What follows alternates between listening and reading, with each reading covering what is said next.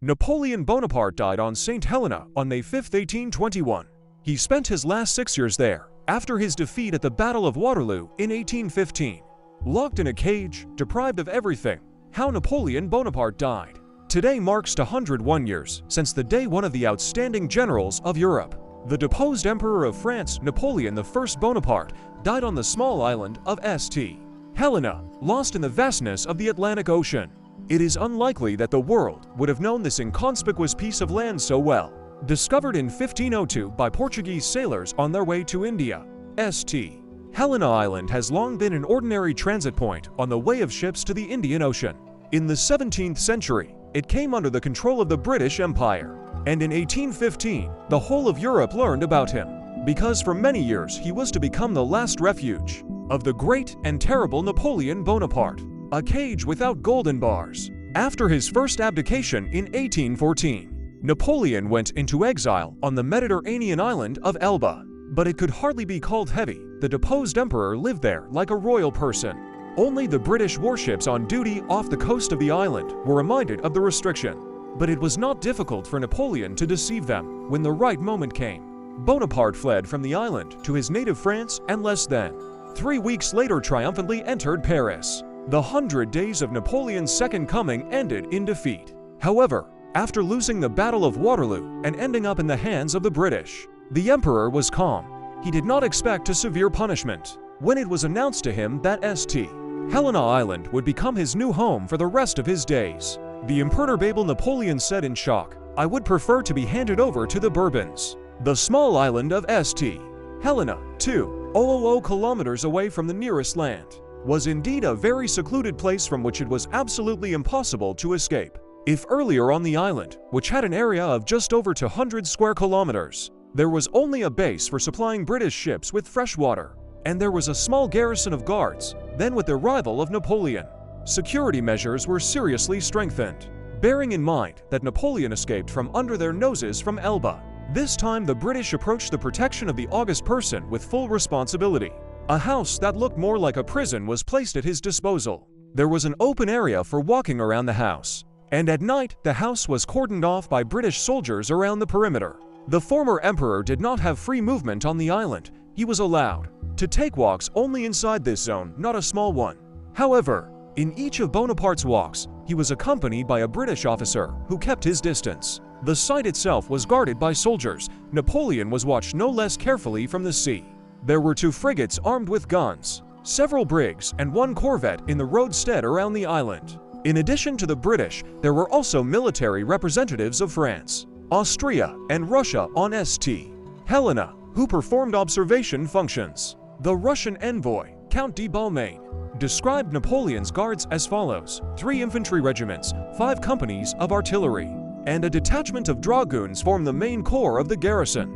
In certain parts of the island, even during the day, they are not allowed to pass except with a passport from the governor at night. You can't go anywhere without a password. Whichever way you look, wherever you turn, you see sentries and patrols everywhere. The emperor's retinue, which accompanied him, consisted of only 26 people.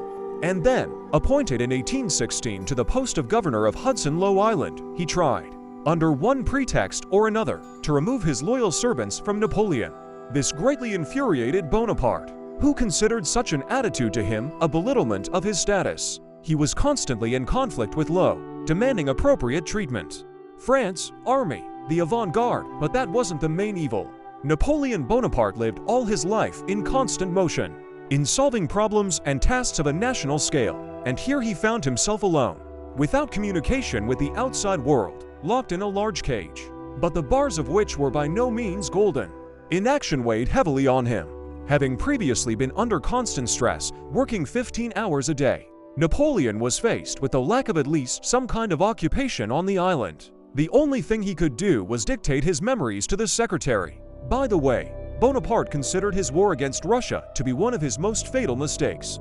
Due to his state of inactivity, Napoleon began to gain weight noticeably, and his health seriously deteriorated in 1816.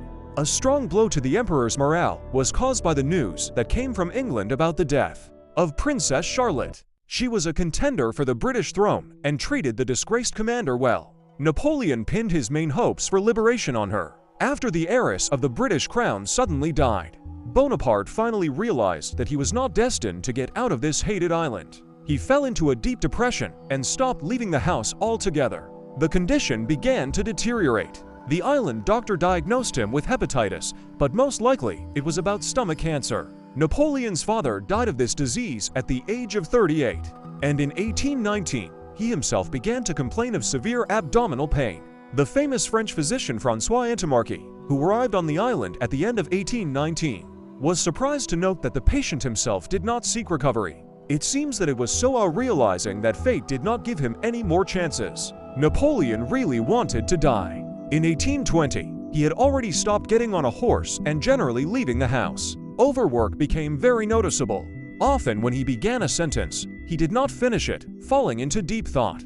A fragment of Horace Vernet's painting Napoleon on his deathbed, 1826 and March 1821. Stomach pains began to increase. On April 5th, the attending physician notified the governor of the island that the prisoner's situation was critical. On April 13th, the emperor, no longer getting out of bed, began dictating a will to the secretary.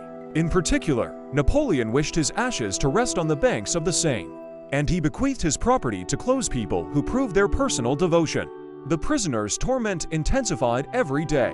On May 2nd, it became finally clear to the doctors that the bill was already going for days. On May 5th, the emperor became so ill that he fell out of bed in a daze and squeezed the hand of Count de Montolon with unprecedented force, knocking him to the floor. The emperor was lifted up and laid on the bed. He didn't move anymore.